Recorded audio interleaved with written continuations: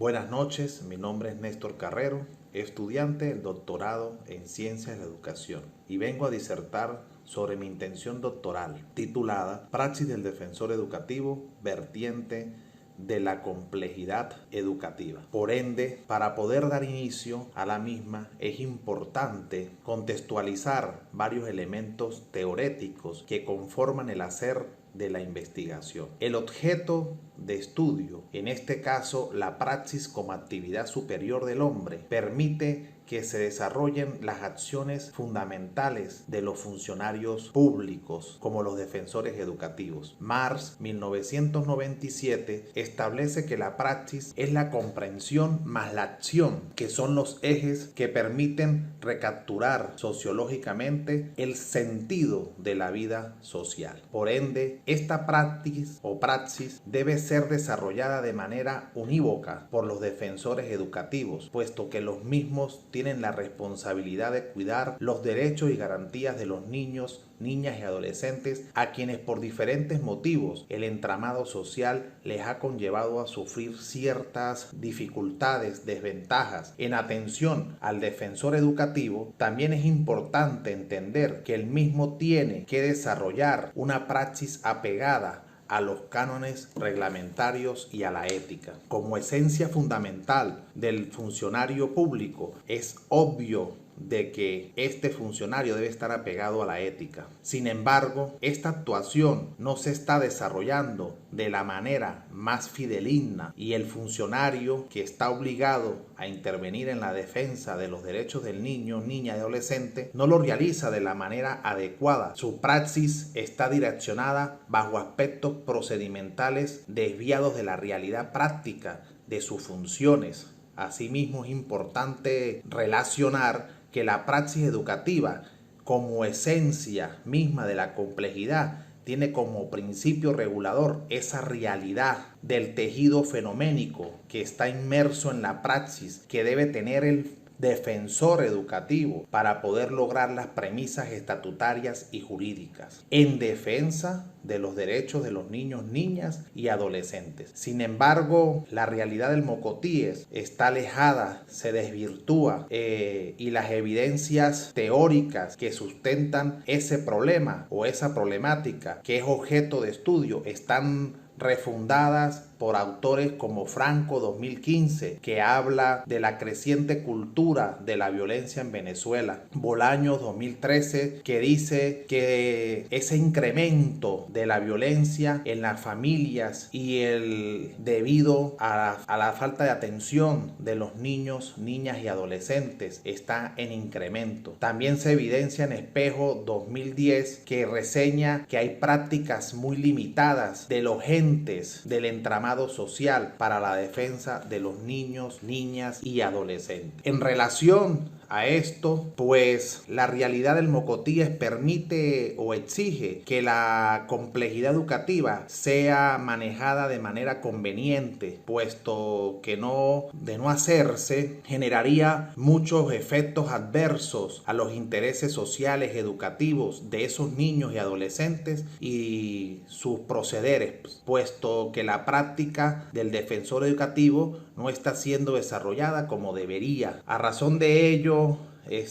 para eso existe la normativa jurídica que el Estado venezolano establece. Es necesario entonces resaltar que existe un problema muy creciente en las comunidades educativas y el defensor educativo se convierte en el primer funcionario garante en defender los derechos de los niños, niños y adolescentes para que no existan esas incidencias negativas en la colectividad del mocotíes, puesto que de no proteger de manera integral a la población vulnerable, en este caso los niños, pues estaría contraveniendo toda la normativa jurídica existente. Asimismo, existe en esta localidad la aplicabilidad inadecuada de las medidas que imponen los defensores por no ser desarrolladas apegadas a derecho o por evitar conflictos con la comunidad y pues no aplican las medidas de protección reglamentarias. Toda esta realidad que surge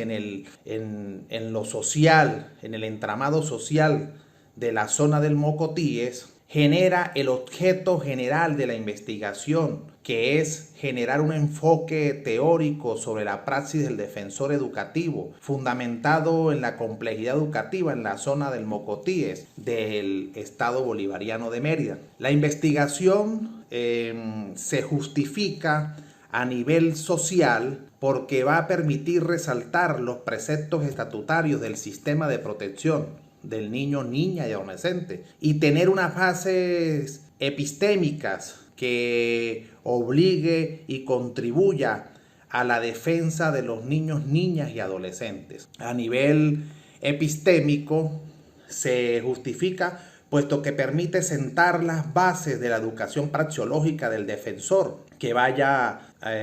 apegado a la ética, a la normativa que existe en relación a la defensoría. Asimismo, en el ámbito científico busca responder a las exigencias de la complejidad como hecho social, como hecho fiable, de manera tal que se dé respuesta científica, académica a la realidad existente en la zona del Mocotíes. Y la misma está incluida en la línea de investigación Dimensiones de la Gerencia Educativa, que busca el estudio de todos los hechos que forman parte del quehacer educativo. A continuación, presento el desplazamiento teórico. Páramo 2008 nos dice que se refiere al conjunto de suposiciones de carácter filosófico, todas ellas en busca del conocimiento. En primera instancia, pues estos estudios previos, Santa María 2017, Beija 2017, ambos realizan un trabajo doctoral que busca el estudio, la delimitación del interés superior del niño como materia de protección institucional y la vulnerabilidad. Ambas investigaciones dejan clara la necesidad a nivel teórico,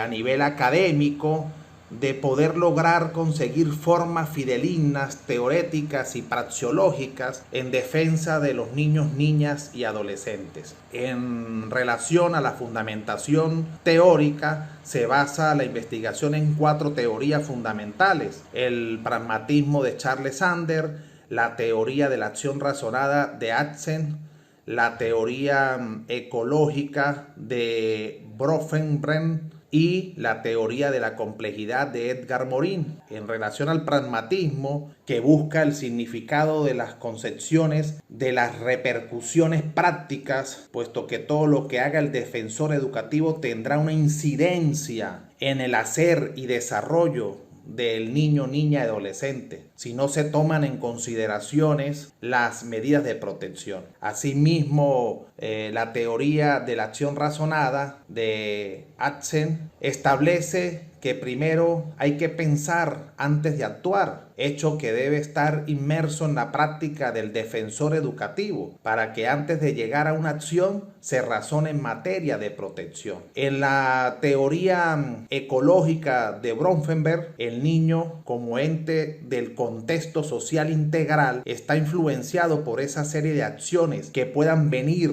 en favor o en contra de sus derechos. Y la teoría de la complejidad de Edgar Morin resalta la acción que la complejidad busca reducir la incertidumbre en el seno de los sistemas organizados. Por eso es que es necesario que se optimice la acción del defensor en aras a favorecer todo este entramado social. Para finalizar o finalizando, entonces en la sección 3 puntualizo en utilizar el paradigma interpretativo, puesto que se busca un proceso de comprensión de la realidad de la práctica que desarrolla el defensor educativo. Utilizaré un enfoque cualitativo, Martínez 2008, que busca un todo integrado, puesto que no se puede separar el hacer científico y la praxis del defensor educativo en la defensa de los derechos de niño, niña y adolescente. Seguiré un esquema pentidimensional que está fundamentado en González 2008, en los aspectos, en lo axiológico, que da el valor real del estudio, el cual se versa en una praxis del defensor educativo en aras de favorecer de manera científica esa praxis en favor de niños y adolescentes. En el aspecto ontológico, que es la esencia del estudio, pues me va a permitir develar los vínculos del objeto de estudio, sujeto-objeto, en aras de poder llegar a la esencia misma de lo que ocurre en la praxis. En la dimensión teleológica, el fin último de estudio es dilucidar el entramado de las relaciones praxeológicas y de la acción del defensor educativo. En el aspecto epistemológico, en la búsqueda del sujeto-objeto, la relación entre estos es sumamente importante, puesto que a través de esta se va a construir las categorías de interacción de la fenomenología como experiencia que gira alrededor de los niños, niñas, adolescentes y ese defensor educativo. En el aspecto metódico, que es el modo que conduce el estudio, se habla de un diseño de investigación de campo conforme a Manual de la UPEL 2016, análisis sistemático de problemas de la realidad, con un método de investigación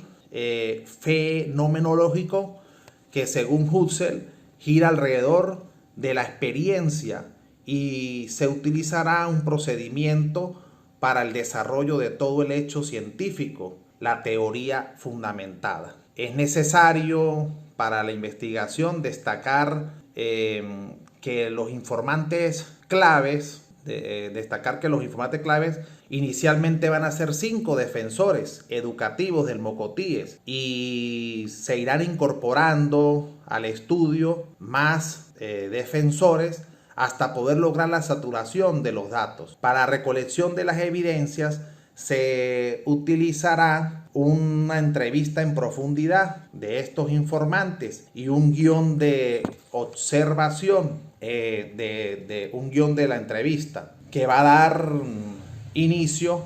a la pregunta macro de la entrevista en profundidad y un registro anecdótico para poder lograr la credibilidad del estudio y asegurar realmente que la información que se está dando es veraz. Se asegura